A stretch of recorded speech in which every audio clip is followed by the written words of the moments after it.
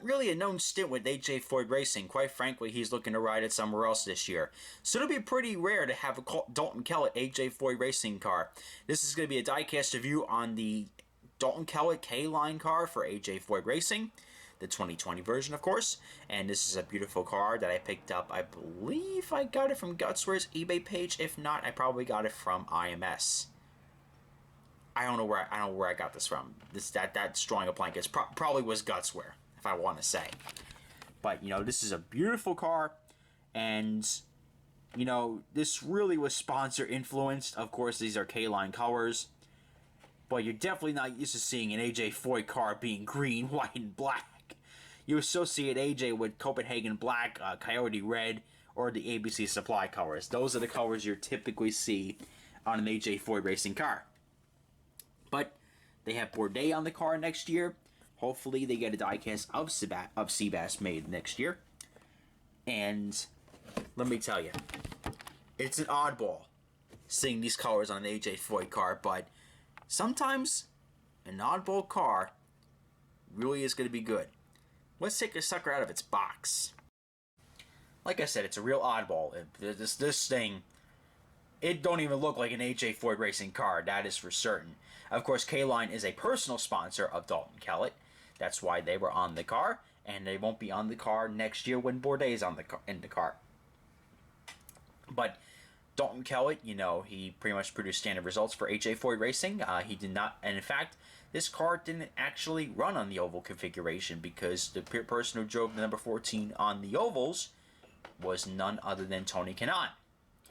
Tony Kanaan drove the ovals. He drove at Texas with the 7-Eleven colors, and he drove Indianapolis with the ABC Supply colors. In fact, this car was number 41 in Indianapolis.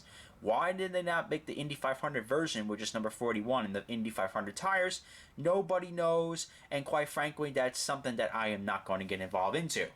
But we have the number 14 version, which is a very generic version of the car, and this is pretty much based off of a show car or whatever display car they had, because certainly this did not run at Texas, and this certainly did not run in the Indy 500. It did, but with number 41 and the Indy 500 tires. So that's my lecture today of how this car is not accurate. I noticed that too when we were watching Indy 500 with David Land. I said, why couldn't they just make the number 41 version? Got K-Line, I got Coyote, got Dallara, Aero, Entity IndyCar Series, Chevrolet, 14, Firestone, and nothing, I believe, on the mirrors. Got nothing on the aero screen. Let's proceed to the driver's side here. What is that sponsor? Sexton Companies. Yeah, don't get excited, people. Let's see. We got K-Line Insulators USA Incorporated. K-Line again on the top of the side pods. Got Firestone. Got the Chevrolet logos. You got NTT IndyCar Series, Indiana State That Works, PPG, Speedway, 14, Bryant, got Chevrolet, we got Browning Company,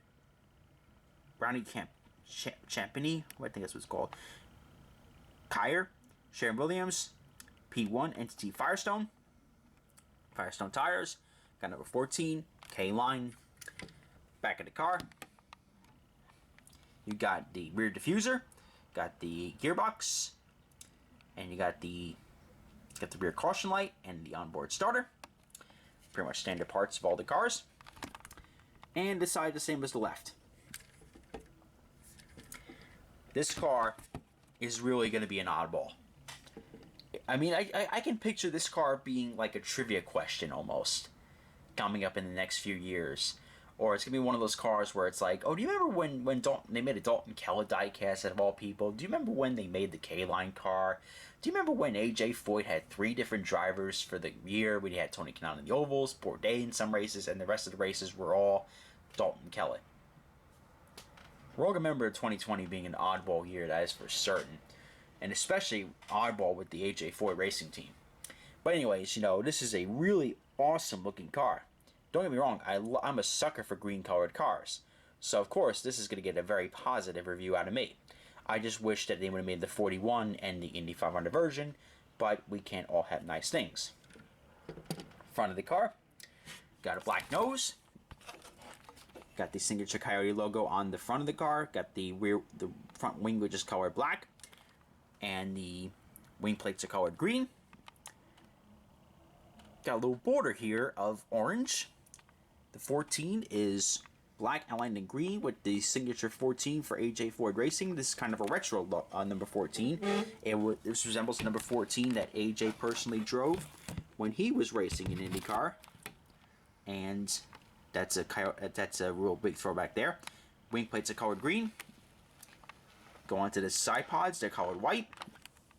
Top of the side pods are colored green with a little stripe underneath it. The air screen's colored black. The tub is colored white. The TV pod's colored orange. The roll hoop's colored white. A black stripe. Look from a ground view. Kind of looks like it matches up perfectly. A black stripe that literally wraps around the entire back of the car, right by the engine cover, and it goes right towards the air flicks, and it stops right on the floor. Back of the engine cover is colored white. Rear wing's colored black. And the 14 is white outlined in green. And the side's the same as the left. Awesome looking diecast. But it's really going to be a trivia question. And, you know, maybe it's one of those cars where it may not sell as a hot seller right away. So it might be one of those where it's like, oh, next year when you go to the Indy 500, the Gutswear, it might be knocked down a few bucks. So you go to IMS next year and it's like 40 bucks. Then it's a deal. But for now, it's one of those cars where, you know what, you probably can wait on it if you have something cool coming in, like the Takuma Sato Indy 500 winner. That's gonna be a great product. Get that while you can, because before you know all his fans buy it, that's gonna be my advice. But this is a beauty right here. This is one of those one of a kind, oddball, obscure cars. You're gonna be like, all right, you know, they actually made this. You're going to look back at this video 10 years from now and be like, oh my god, they actually made this car. Comment, like, and subscribe. This is Race Day 29, reminding you to join the fight to stop bullying. It does get better. The Diecast Kid is always happy to see it.